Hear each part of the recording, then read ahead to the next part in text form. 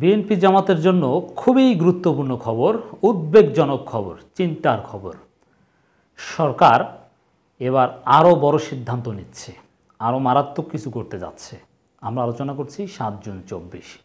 দর্শক, একটা খবর, এটা নিয়ে তেমন তোলপাড় হয়নি, কিন্তু এটা খুবই উদ্বেগজনক। সংসদে প্রধানমন্ত্রী সাইবার পুলিশ গঠন করবে সরকার, সাইবার পুলিশ গঠন করবে। তা আমি মনে করি এই সাইবার পুলিশ এটা বিএনপি জামাত দমনের আরেকটা বড় হাতিয়ার হতে যাচ্ছে। ডিজিটাল সিকিউরিটি আইন নিয়ে অনেক কিছু হয়েছিল, তারপরে এক পর্যায়ে সে আইন পরিবর্তন করে সাইবার সিকিউরিটি অ্যাক্ট করা হয়েছে, যদিও প্রায় অপরিবর্তিত। তারপরে সে আইনের প্রয়োগ কিছুটা বন্ধ আছে, আমরা দেখতে পাচ্ছি বিতর্কের মুখে। কিন্তু এর মধ্যে অনেকের জীবনে অনেক বছর হারিয়ে গিয়েছে, বা হয়রানি করা সরকারের লক্ষ্য উদ্দেশ্য বাস্তবায়ন করার বা অর্জন করা তা করেছে। মানে এভাবে এই ডিজিটাল সিকিউরিটি আইনের খড়গের মাধ্যমে ভিন্নমত মোটামুটি দমন করে কিন্তু 2018 সালের নিশিরাতে নির্বাচন পরবর্তী 5 বছর পার করেছে সরকার। এখন ডিজিটাল সিকিউরিটি আইন নিয়ে আমার মনে হয় সরকার অত সিরিয়াস না। তো এখন আবার নতুন একটা সিদ্ধান্ত নিতে যাচ্ছে, কি সরকারই বলল, মাননীয় প্রধানমন্ত্রী বললেন সাইবার পুলিশ গঠন করবে সরকার। এই সাইবার পুলিশ এটা ডিজিটাল সিকিউরিটি আইনের চাইতেও ভয়ানক কিছু হবে।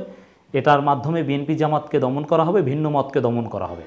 আমি মনে করি এই সাইবার পুলিশ গঠনের উদ্দেশ্য এটা বিএনপি জামাত দমনের উদ্দেশ্যে, ভিন্ন মত দমন করে চায়নার মতো একটা একনায়কতন্ত্র রাষ্ট্র করার একটা চিন্তা থেকে এই ধরনের উদ্যোগ হয়তো বা হতে পারে। আমরা এর নিন্দা জানাই এবং বাংলাদেশে মত প্রকাশের পরিপন্থী কোনো সিদ্ধান্তের পক্ষে আমরা নই। তবে হ্যাঁ, গুজব রোধে, অপপ্রচার রোধে, মিথ্যা তথ্য প্রচারের বিরুদ্ধে আমরা সবসময় সোচ্চার থাকব। আর সরকারের লোকজনই তো গুজব ছড়ায়। সরকার কিসে সাইবার পুলিশ আর ডিজিটাল সিকিউরিটি আইন করবে, আর কি করছে? আসলে গুজব ছড়ায়, মিথ্যা তথ্য ছড়ায়, অপপ্রচার, এগুলো সব কিছুর নেপথ্যে সরকার, আওয়ামী লীগ, সিআরআই, অমুক তমুক। এটা ফেসবুকের মেটার একটা বার্ষিক রিপোর্টে উঠে এসেছে না, যে এগুলো আওয়ামী লীগের রিসার্চ উইং এরা জড়িত বিভিন্ন গুজব ছড়ানোর ক্ষেত্রে, মিথ্যা তথ্য দেওয়ার সাথে। অতএব সরকার গুজব রোধে আন্তরিক নয়, বরং তারা গুজবের পক্ষে। তারা বিএনপি জামাত বা ভিন্ন মতের বিরুদ্ধে গুজব ছড়ায়। আর সেই সরকার গুজব রোধ করতে, অপপ্রচার রোধ করতে, এই সরকারের লোকজনই সাম্প্রদায়িক সম্প্রীতি বিনষ্ট করে, সাম্প্রদায়িক দাঙ্গার পেছনে কাজ করে, হিন্দুদের উপর হামলা করে।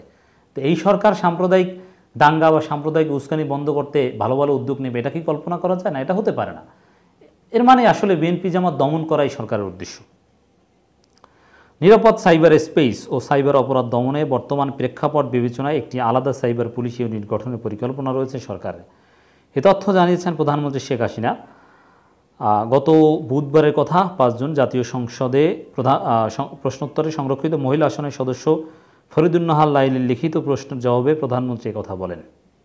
খুবই উদ্বেগজনক কথা। তো দর্শক, 2018 সালের নিশিরাতের নির্বাচন করে ভিন্নমত দমন করে 5 বছর টিকেছিল সাইবার সিকিউরিটি আইন বা আরও নানান দমন পীড়নের উপর ভিত্তি করে। তো এখন এই দামি নির্বাচন করে 5 বছর টিকে থাকার অন্যতম একটা ভিত্তি হতে পারে এই সম্ভাব্য সাইবার পুলিশ। প্রধানমন্ত্রী বলেন সামাজিক যোগাযোগ মাধ্যমে, দেখেন এটা যে বিএনপি জামাত দমন উদ্দেশ্য, এটা প্রধানমন্ত্রীর কথার মধ্যেই ইশারা পাওয়া যায়। সামাজিক যোগাযোগ মাধ্যমে একটি বিশেষ চক্র, বিশেষভাবে সাম্প্রদায়িক চক্র, যুদ্ধাপরাধী চক্র, মানে কি জামাতকে ইঙ্গিত করা হয়েছে। বিএনপি জামাত ক্রমাগত গুজব ছড়াচ্ছে, অথচ গুজব ছড়ায় তার দল আওয়ামী লীগ এবং আওয়ামী লীগের সিআরআই, অমুক তমুক। এদের একটা বড় অংশ উন্নত বিশ্বের বিভিন্ন দেশে অবস্থান করছে। তারা মূলত ফেসবুক, এক্স মানে প্রাক্তন টুইটার, ইউটিউবের মতো সামাজিক যোগাযোগ মাধ্যম বাংলাদেশ ও বর্তমান সরকারের বিরুদ্ধে মিথ্যা ও বিকৃত খবর প্রচার করছে। না, সরকারের সমালোচনা করলেই সেটাকে মিথ্যা বিকৃত বলে চালিয়ে দেওয়াটা ঠিক নয়, বরং মিথ্যা বিকৃত অসত্য তথ্য প্রচার করছে আওয়ামী লীগ। গুজব ও অপপ্রচার বন্ধে সরকারের পদক্ষেপ তুলে ধরেন প্রধানমন্ত্রী। তিনি বলেন সামাজিক যোগাযোগ মাধ্যম সমূহ ব্যবহার করে সরকার ও রাষ্ট্রবিরোধী প্রপাগান্ডা, সাম্প্রদায়িক উস্কানি ও গুজব প্রতিরোধে 24/7 সাইবার প্যাট্রোলিং জোরদার করা হয়েছে। গুজব সৃষ্টিকারীদের শনাক্ত করে যথাযথ আইনগত ব্যবস্থা নেওয়া হচ্ছে। বিভিন্ন সামাজিক যোগাযোগ মাধ্যমে সচেতনতামূলক প্রচারণা অব্যাহত রাখা হয়েছে। গুজব সম্পর্কে তথ্য সংগ্রহ করে প্রয়োজনীয় ব্যবস্থা নেওয়ার জন্য সংশ্লিষ্ট কর্তৃপক্ষকে অবহিত করা হচ্ছে। মানে ভিন্নমতকে দমন করছে। আপনি দেখবেন যে পলিটিক্যাল নিউজগুলো রিচ ব্যাপকভাবে সরকার সিস্টেম করে কমিয়ে দিয়েছে ফেসবুক, ইউটিউবে। এটা সরকার কার সাজি? মানে এই নানানভাবে এভাবে ভিন্নমতকে দমন করছে। তিনি বলেন, জাতীয় জরুরি সেবা 999 এবং সাইবার সাপোর্ট হেল্পলাইনের মাধ্যমে গুজব সংক্রান্ত প্রাপ্ত তথ্য অনুযায়ী আইনি ব্যবস্থা গ্রহণ করা হচ্ছে।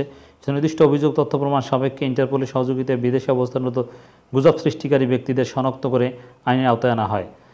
তা গুজব সৃষ্টি করে আইনের আওতায় আনার জন্য আপনারা মানে আইনের আওতায় ইন্টারপোল ব্যবহার করে এই যে আনোয়ারুল আজিম আনারকে যারা হত্যা করেছে, পারলে তাদেরকে একটু ধরে আনেন আমেরিকা থেকে, দেখি আপনারা কি পারেন।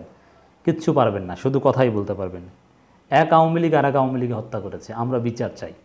যাই হোক দর্শক, বিএনপি জামাতের জন্য এটা আমি মনে করি একটা উদ্বেগজনক খবর। তাদেরকে এই সাইবার পুলিশের মাধ্যমে আরও ব্যাপক মাত্রায় দমন পীড়ন করা হবে, দমন চালানো হবে।